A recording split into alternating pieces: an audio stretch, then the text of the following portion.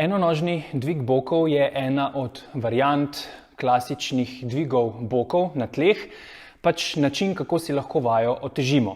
Izvedb je več, pokažemo par osnovnih in seveda par tehničnih detajlov, kaj želimo in kaj ne želimo. Bo najprej z Lili pokazala tisto izvedbo, ki se velikokrat zgodi in je ne želimo. Torej, nogo drži gor, izvaja in prva stvar, ki se velikokrat zgodi, Lili kar izvaja vajo, tako, pa dol. Torej, dvigne, noga uide naprej, pa nazaj, torej se ta noga premika. Zakaj to ni ravno optimalno? Ker malo pavzel, bom jaz razložil.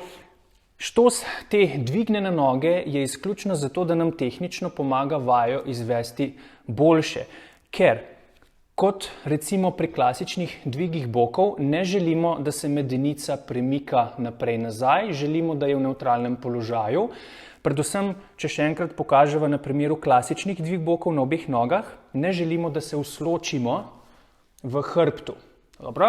Enako velja za enonožne dvige bokov, zato običajno eno nogo dvignem, pokrčeno koleno imam običajno in zdaj, ko dvignem boke z eno nogo, želim, da noga vsaj ostane tukaj, greva dol.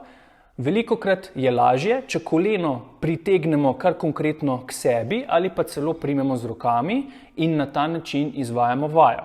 Zdaj, kljub temu, da se Lili močno trudi, močno potiska stopalom celim v tla, boki se dvignejo, ne gre zelo, zelo visoko. To omogoča v bistvu položaj te noge, ker fiksira medenico v nekem položaju. Če pa bi Lili spet to nogo spustila tja, lahko gre višje, ampak na račun hrbta pa vse skupaj je neprijetno, težko in neučinkovito. Ok, malo pavze. Druga opcija, bomo še z drugo nogo pokazali. Druga opcija, noga ni nujno, da jo držimo takole v zraku. Marsikomu ta izvedba odgovarja, marsikomu ne, ker se dogaja ravno to, kar smo ravnokar razložili, da noga pleše naprej-nazaj. Če se to dogaja, je alternativa, da se z nasprotno roko oziroma z nasprotno dlanjo takole potisne v koleno. Predstavljamo si recimo en list papirja, bankovec, ki je med dlanjo in med kolenom in ravno toliko močno tiščimo, da če bi jaz to želel potegniti ven, tega ne bi uspel narediti. Toliko močno tiščimo in spet začnemo z izvedbo.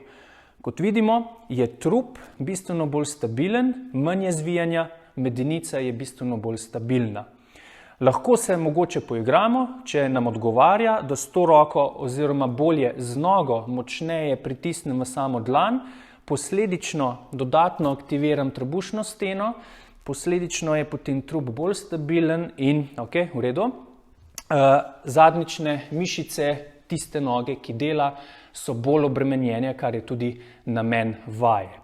Torej, pomembno je, da se ne glede na to, ali delamo z dvema nogama, z eno nogo, tudi pri enonožnih dvigih bokov, potiska skozi cela stopala in ne izključno samo skozi peto. Potem druga stvar je razdalja stopala, koliko blizu ali koliko daleč imamo. Zdaj, če gremo stopalom predaleč in poskušamo izvajati na tak način, potem bomo malo težje obremenili mišice zadnjice, pa bomo bolj čutili obremenitev zadnjih stegenskih mišic. Načeloma je dvig bokov bolj kot ne vaja, ki je mišljena za zadnjične mišice, zato ne želimo, da gremo z nogami predaleč, torej gremo bližje in izvajamo nekje na takle način. Če so stopala spet preblizu, potem sicer zadeva še vedno nekako funkcionira, ampak velikokrat potem preobremenimo prednje stegenske mišice in spet nezadostno obremenimo zadnjične mišice. Torej, najdemo nek tak položaj, kjer imamo občutek, približno takole kot ima Lili, kjer imamo občutek, da so zadnjične mišice tiste, ki so najbolj obremenjene. Še zadnja stvar, ker greva z eno nogo spet poskusiti, bova dala tisto, recimo tole opcijo. Predlagam usklajenost z dihanjem na tak način, da ko odrinem z nogo v tla in se boki posledično dvignejo, da takrat to zadevo pospremim s prisiljenim izdihom. Varianta, da greva probati. Trup se bolj angažira, bolje je vse skupaj stabilno, tehnična izvedba je boljša, spet zadnjične mišice so bistveno bolj obremenjene. Okay? To so tiste glavne stvari, na katere moramo paziti. Še za konec, če damo pri enonožnih dvigih bokov stopala preširoko na začetku, recimo da Lili ima noge tako, pa zdaj ostane v tem položaju, pa da eno nogo spet gor in poskuša na ta način izvajati, bo zadeva zelo težka, ker jo skuša zarotirati, ni neke stabilnosti. Zato je pri enonožnih dvigih bokov bolj praktično, da damo noge malo ožje, recimo temu vsaj v širino kolkov lasnih ali pa mogoče še malo ožje. Takrat bo zadeva lažje izvedljiva in bistveno boljšo kontrolo bomo imeli.